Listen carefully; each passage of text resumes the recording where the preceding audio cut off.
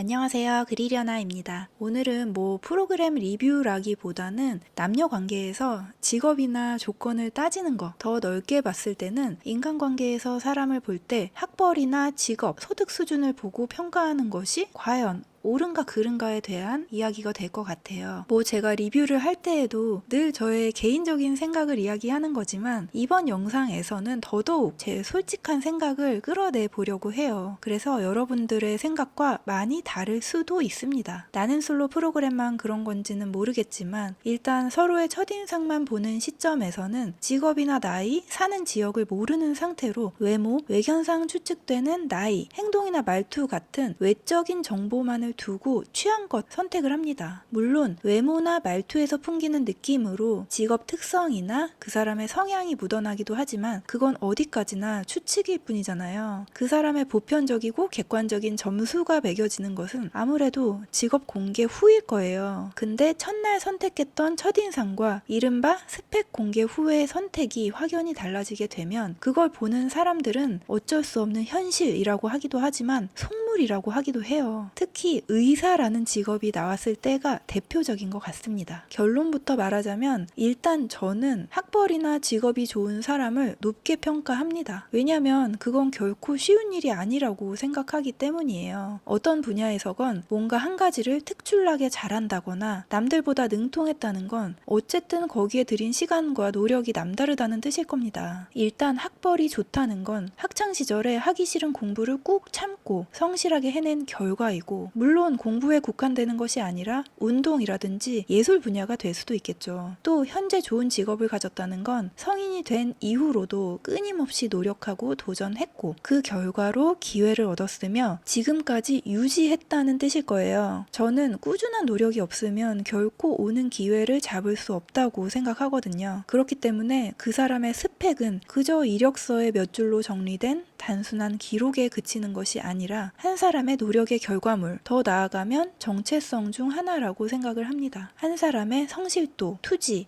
지능도 될 수 있고요. 그렇게 성공에 이를 수 있도록 뒷받침이 되어준 환경까지 어느 정도 엿볼 수 있는 거 아니겠어요? 그러니까 누군가를 볼 때 그 인간 자체와 직업이라는 조건을 떼어서 생각할 수는 없다는 거죠. 아무런 정보 없이 식당에서 음식을 먹었는데 우연히 이 음식을 조리한 사람이 특급 호텔 출신의 유명한 주방장이라는 사실을 알게 된다면 그 사실을 알기 전과 후 음식을 대하는 태도가 달라지게 됩니다. 뭔가 조리법이 남다를 거라는 기대감이 들기도 하고 시판 빵을 내줘도 어쩐지 식감이 다른 것 같다 하는 착각에 빠지기도 해요. 이 음식을 내어준 사람의 스펙이 좋았을 뿐인데 내가 지불한 금액에 대해 그래도 돈값했다. 내가 먹은 음식이 가치가 있었다 하는 생각이 나도 모르게 들 겁니다. 요리사의 스펙이 내 앞에 있는 음식의 가치를 상승시켜 보이게끔 만드는 거죠. 그게 바로 후광 효과라고 하잖아요. 예전에 예능에서 장동민이 아무 정보 없이 그럴싸해 보이는 추상 작품을 보여주며 그림값을 추정해보라는 장면을 얼핏 본 것이 기억나요. 미학 석사 출신이자 교수인 진중권이 그 작품을 보고 추상화가 잭슨 폴락의 기법을 흉내낸 작품 같다며 많게는 수백만 원까지도 책정을 했었습니다. 알고 보니 그 그림은 장동민이 그린 것이었죠. 그 사실을 알고 그림을 다시 보면 어떨까요? 나는 솔로 9기 때 광수라는 사람이 첫 등장해서 선글라스를 쓰고 우스꽝스럽게 춤도 추며 가벼운 이미지를 연출했었습니다. 사람들은 영업사원 정도의 평범한 직업을 예상했는데 자기소개 때 반전을 맞이했죠. 정신과 전문의 라는 처음 보여줬던 이미지와 대비되는 직업을 가졌기 때문이었어요. 광수는 자신의 직업에 대한 가치를 인지하고 있고 그에 따른 후광 효과를 예측했을 거예요. 그 후광 효과를 더욱 극대화하기 위해 실제 자신이 가진 모습과 배치되는 첫 이미지를 연출한 거라고 생각합니다. 의사가 멋있다고 하는 건 하얀 가운 입고 청진기를 들고 있는 모습 때문이 아니라 오랜 기간 공부하고 평범한 사람은 범접할 수 없는 지식과 기술을 익혀서 어찌 보면 인간에게 가장 소중한 건강과 생명을 다룰 수 있는 능력을 탑재한 것이기 때문에 그 직업이 멋있어 보이는 거 아니겠어요? 근데 가끔은 고소득 직업에 대한 선망의 눈길을 유독 남녀 관계에서 발휘하면 너무 속물이라고 취급하는 거 아닌가 하는 생각이 들더라고요. 나는 솔로의 직업이 의사인 출연자가 인기를 끌 때마다 의사가 아니었다면 인기 있었겠냐? 의사라는 타이틀 빼면 볼 것도 없다. 이런 여론이 많아요. 또 여자도 마찬가지로 직업이 좋다거나 사업 수완이 좋아서 돈을 잘 버는 사람에게 남자가 마음을 표현하면 돈 냄새를 맡았다거나 그게 아니라면 골랐겠냐? 뭐 이런 반응들 있잖아요. 물론 그렇게 바라보는 시각도 사실 이해가 가죠. 진짜 마음에도 없는데 돈만 노리고 접근하는 사기꾼들이 현실에 있으니까요. 근데 어떤 한 사람과 그 사람이 이룩해낸 능력을 분리해서 보는 것은 옳다 그르다의 영역이라기보다는 불필요한 생각 아닐까 싶더라고요. 키 크고 몸이 좋으면 외모 빼면 별 게 없다. 성격이 좋고 재밌는 사람이면 입 다물고 있으면 볼 것도 없잖아. 돈이 많으면 나중에 돈 떨어지면 뭐가 남냐. 이런 식으로 일어나지도 않을 일이고 분리될 수도 없는 부분인데 많은 사람들이 그 중에서도 유독 직업이나 재력을 두고는 그 조건 때문이다 하고 분리해서 평가할 때가 있어요. 제가 만약 연애 프로그램에 나갔다고 생각을 해보면 첫인상에서 비등비등했다면 직업이 좋은 사람을 더 선호했을 것 같아요. 객관적으로 좋은 직업을 가졌다는 건 저는 그 사람이 가진 매력 중 하나로 느껴지거든요. 전문직을 가진 사람이 좋다, 재력 있는 사람이 끌린다 라고 직접적으로 누가 말을 한다면 사실 저도 좀 위화감이 느껴질 것 같긴 한데 엄밀히 따지면 저의 마음속에도 그런 생각이 없지 않기 때문에 그걸 두고 비난할 수는 없는 것 같아요. 착한 여자가 최고다, 손이 예쁜 남자에게 끌린다 이런 말보다는 좀 솔직하지 않나요?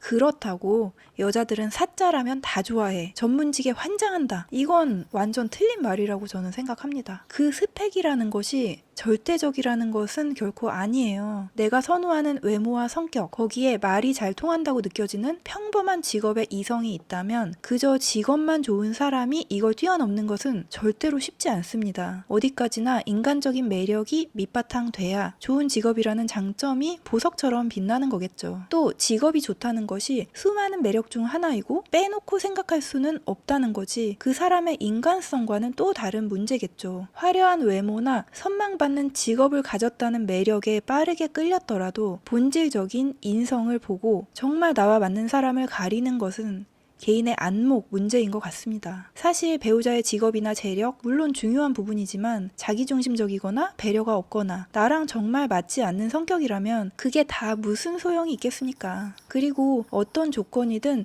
영원한 것은 없다고 생각해요. 남자의 경우 아무래도 여자의 외모를 중요시 하잖아요. 내가 선호하는 외모를 가진 여성에게 구애를 하고 결혼을 하겠지만 그 젊음과 아름다움도 영원하진 않습니다. 그렇다고 그게 사라졌다며 모두 떠나가진 않잖아요. 이성을 볼 때 고려해야 할 점이 정말 많고 아마도 사람마다 다르겠지만 직업이나 스펙이 절대 가치인 사람은 없을 거예요. 저 같은 경우도 제 모습을 있는 그대로 존중하는 것을 중요하게 생각하거든요. 저의 생활에 과도하게 간섭을 하거나 본질적인 걸 바꾸려고 하는 것, 그리고 제가 중요하게 생각하는 가치관에 대해 존중받지 못한다면 전 결혼이라는 걸 안 하는 게 낫다고 생각을 했어요. 왜냐면 저는 좀 자유로움을 추구하는 인간형이라 조금이라도 나의 자유를 침해받거나 취향을 비난받는 상황을 견디지 못하거든요. 그래서 연애를 할 때도 자상하고 세심한 사람에게는 별로 끌리지가 않았어요. 어떻게 보면 방임형의 연애를 하는 사람을 더 선호했던 것 같아요. 제가 좀 특이한 케이스이긴 합니다만 사람의 취향은 다 다른 거니까요. 근데 또 어떤 사람은 늘 세심하게 관심을 갖고 챙겨주는 걸 선호하고 그런 사람을 만나 연애를 하고 결혼을 하겠죠. 이렇게 생활 방식이나 가치관이 맞는 것이 진짜 안정감이 바탕이 된 행복에 다가갈 수 있는 전제 조건인 것 같습니다. 여러분들이 배우자를 선택할 때 가장 중요하게 생각하는 덕목은 뭘까요? 저는 친구들하고 얘기를 해보면 자상하고 착한 게 최고다, 아이에게 좋은 부모이면 된다, 개그 코드가 맞는 사람이어야 한다 등등 본인의 생각마다 상황마다 다 생각이 다르더라고요. 또 현재 살고 있는 배우자의 부족하거나 아쉬운 면에 영향을 받는 부분도 분명히 있는 것 같고요. 분명한 건 나의 행복을 결정짓는 건